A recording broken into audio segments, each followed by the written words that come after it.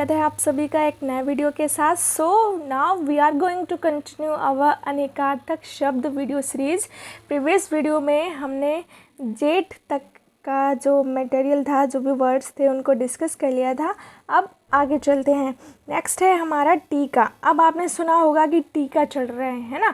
एक टीका तो वो होता है जो हम अपने माथे पर लगाते हैं या लगवाते हैं, और एक टीका होता है लगन, जो शादी से पहले की कोई रस्म होती है ना, जिसमें सब कुछ फिक्स हो जाता है, वही। तो टीका का मतलब यहाँ पर निकातक शब्द क्या क्या हो गया, लगन हो गया और तिलक हो गया।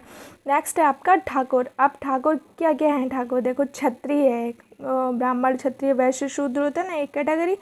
फिर विष्णु भगवान को भी ठाकुर कहते हैं, नाई को भी ठाकुर कहते हैं, और देव प्रतिमा जो होती है उनको भी ठाकुर के नाम से जाना जाता है। फिर आपका है तरड़ी। तरड़ी का एक तो ये नाव, जो नौका होती है ना, उसका पर्यायवाची होता है, और एक तरड़ी सूर्य भगवान का पर्यायवाची अनेकार्थक शब्द होता है। फिर आपका तक्षक। तक्षक एक सांप का नाम है, और बढ़ई को भी तक्षक कहा जाता है। फिर है तनु। तनु होता है शरीर, और तनु का अर्थ होता है पतला।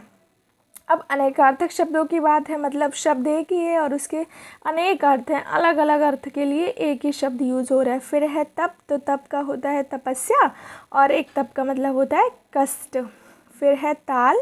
तो ताल को तालाब का अर्थ होता है हथेली, मतलब ताल होता है, और ताल का मतलब जो संगीत की सुर ताल होती है ना, वो।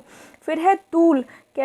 तूल अक्सर हम यूज़ करते हैं, तूल मत दो, मतलब विस्तार मत करो। तो तूल का एक अर्थ हो गया विस्तार, एक हो गया धतूरा, फिर हो गया आकाश, और फिर हो गया रुई।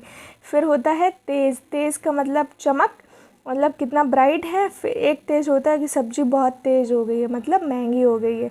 और एक तेज होता है फुर्तीला, कि घोड़ा बहुत तेज़ दौड़ता है ना। तो तीनों ही अर्थों में एक ही वर्ड यूज़ हो रहा है, तेज। फिर है द्रव्य। अब एक द्रव होता है, एक द्रव्य होता है, तो यहाँ पर यह का यूज़ है, तो द्रव्य का मतलब हो जाएगा धन, और एक द्रव्य का मतलब होता है वस्तु। फिर आता है द्विज। द्विज मीन्स होता है ब्राह्मण। द्विज का अर्थ होता है दांत। द्विज का अर्थ होता है पक्षी, और द्विज का अर्थ होता है चंद्रमा। ठीक है, आगे बढ़ते हैं। फिर है हमारा दाम। दाम का होता है माला और रुपया पैसा। फिर है दानी। दानी एक दानव, और एक होता है दान देने वाला। फिर है देव। देव, देव नहीं लिखा है, देखिए मात्राओं को बहुत ध्यान रखना पड़ता है हिंदी में। ये है देव। देव होता है भाग्य, ठीक है। विधाता और देवता, इन तीनों को ही देव के नाम से जानते हैं। फिर है ध्रुव। ध्रुव मतलब होता है स्थिर, अटल, और उत्तानपाद का जो पुत्र था ना, ध्रुव, जो ध्रुव तारा के नाम से जाना जाता है। फिर है धूप। तो धूप का मतलब होता है एक घाम, जो सूर्य भगवान हमें रोशनी देते हैं ना, वो वाली धूप, उसी को घाम कहते हैं। और एक होती है हवन सामग्री, जिस हवन में हम यूज़ करते हैं, वही वाली धूप। फिर है नंदन। तो नंदन है इंद्र का उद्यान, जो इंद्र का बगीचा है, उसको नंदन के नाम से जानते हैं। नंदन मीन्स पुत्र भी होता है, नंदन शिव का नाम भी है, और नंदन विष्णु का नाम भी है। फिर है नकुल।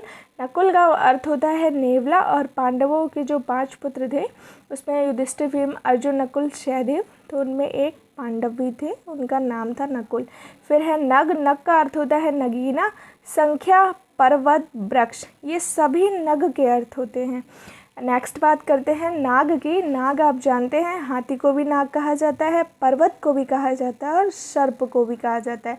फिर होते हैं नाना।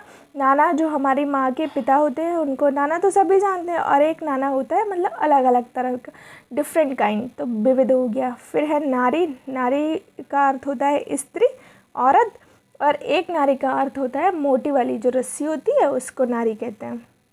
फिर है नित्य। नित्य का होता है डेली, शाश्वत, और एक नित्य होता है प्रतिदिन। फिर है निर्वाण। निर्वाण एक होता है बुझना, और एक होता है मोक्ष। बौद्ध दर्शन के अनुसार मोक्ष को भी निर्वाण के नाम से जानते हैं। फिर है निशाचर। उसका अर्थ होता है राक्षस, चोर, गीदड़, और भूत प्रेत। इसी के साथ हम आगे इस वीडियो के एंड पे मिलते हैं कुछ और नए टॉपिक और कंटेंट के साथ। Till then keep watching, keep learning.